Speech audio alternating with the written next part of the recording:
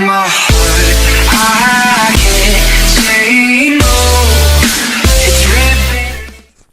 All right, so I'm still using the Boya mic, and I'm holding it in my hand. Sorry if it's a little choppy, but anyways, just really quick, I want to discuss the topic of flat Earth versus round Earth. I know it's a pretty heavily debated topic. I've been arguing with my dad and my brother about it. They keep telling me all these conspiracies, and they think they have facts, and they think they have proof.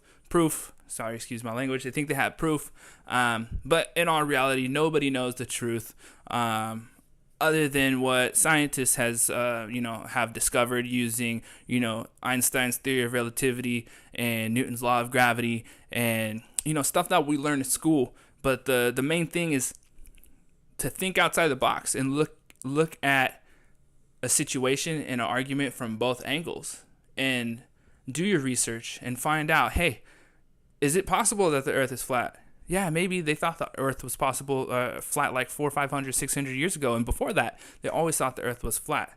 But there are a couple questions that I have, and if you can answer these, comment below and let me know, because these are serious questions. Okay, so number one, the Earth is flat. Everyone argues that you can stand at the beach, look into the horizon, take a scope or a telescope or something, look out into the distance, and you'll see beyond that horizon. Scientists have already debunked that, but flat earthers still seem to, believe that, you could keep looking, you could keep seeing. So my argument against that is take a telescope, stand at the same location, point it down towards Hawaii, and let me know if you see Hawaii. And if, I've heard, hey, there's, interference with the waves, whatever interference is being created through that distance, where telescopes, could see, the moon, you could see the stars, you could see the planets, even though they're little gas balls, they're gas balls, and you can see planets too, and they're little round balls. Okay, so the other thing is, if you don't believe that, go to the highest summit. The highest summit in California, I would say Southern California, is the San Andreas Mountain. Go stand at the very highest peak where you can see the clearest day, the clearest horizon, and take your telescope again and go look past that horizon, and let me know if you can see Montana. Let me know if you can see New York. Whatever. Tell me what you can see. Okay. Another thing people say, oh, okay, astronauts are in outer space recording with their GoPros, and they have a fisheye lens. Okay. That I could understand. So when I saw that, it makes total sense, because I do photography and I shoot with wide angles, and sometimes when you have a 14 millimeter or below, you'll have a curvature, and you have to fix that. So that one, I would like to see an astronaut go to outer space with a Canon 5D and like a 50 millimeter lens and take a picture. Let's see if it's flat then. Okay. The other thing, if you so the theory is that we're on this flat disc. Pretend it's this flat disc, and we're accelerating rapidly upwards at 9.9 meters per second squared. Something like that is what they're saying. But there's a spotlight type sun. Why are we not going up towards the sun? Like, that makes absolutely no sense to me either. The other thing is, if there is a spotlight and it goes up and down, how's the sun going up and down? How's the sun going up and down while we're rotating? Like, that doesn't make any sense at all. The other thing is, I'm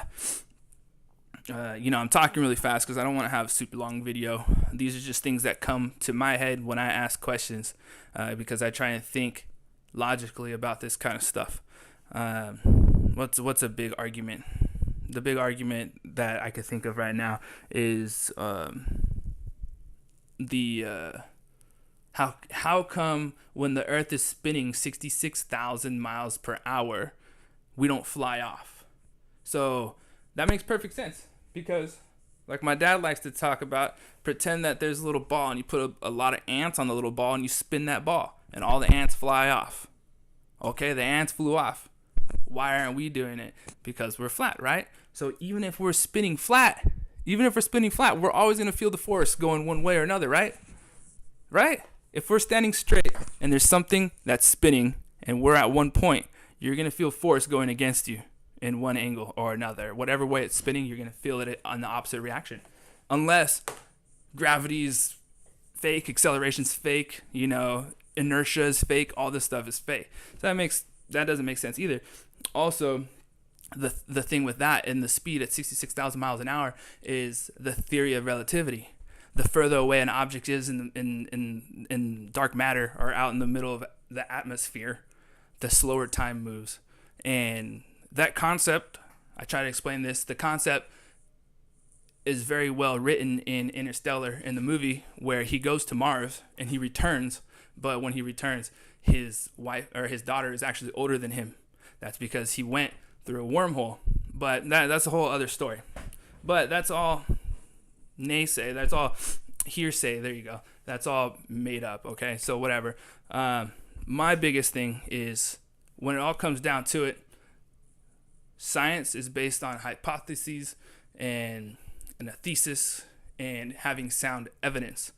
That's why a theory is a theory, because it is not 100% sound, because somebody could come and debunk it, and then the next law comes into motion.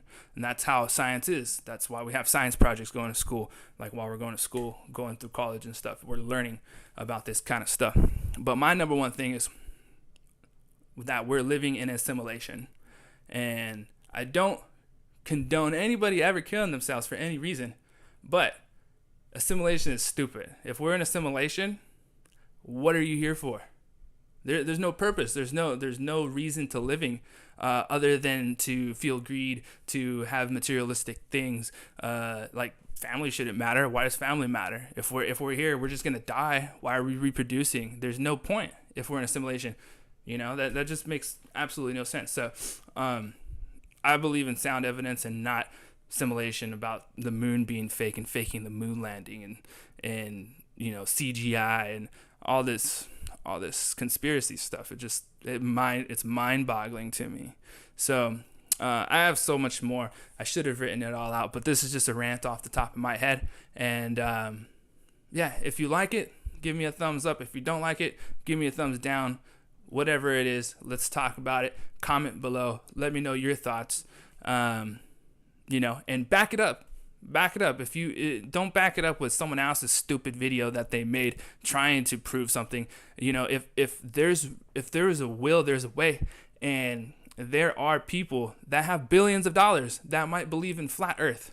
Okay, Mr. Billionaire, why don't you go create your flat Earth space program like Elon Musk with his SpaceX, and then debunk it and prove us wrong. There's no reason why. There's another theory that the Earth is round for airliners because they could get money. Whatever that stupid thing is. Because if the Earth is flat, people are still going to want to travel. People will adapt and continue to live their lives. It doesn't matter if the Earth is flat or if it's round, because we've been living here for thousands and thousands of years already. So that just makes no sense. It makes no sense. If you use logic, it makes no sense. So comment below, subscribe, like. I got a lot of stuff going on right now. Mostly I want to focus on photography. I want to focus on Amazon and what I'm doing to survive, because I want to achieve that financial independence where I could travel, I can work from my laptop, I don't have to stay in one location. Hopefully one day I could do some stealth camping. That would be awesome if I could afford one of those sports mobiles or something. But until then, I'm here in Michigan. I'm traveling. I'm doing photography, and follow me on Instagram, Rawfoto. Follow me on Facebook, Rawfoto. Check out my website, rawfoto.net, and I hope you all have a great week.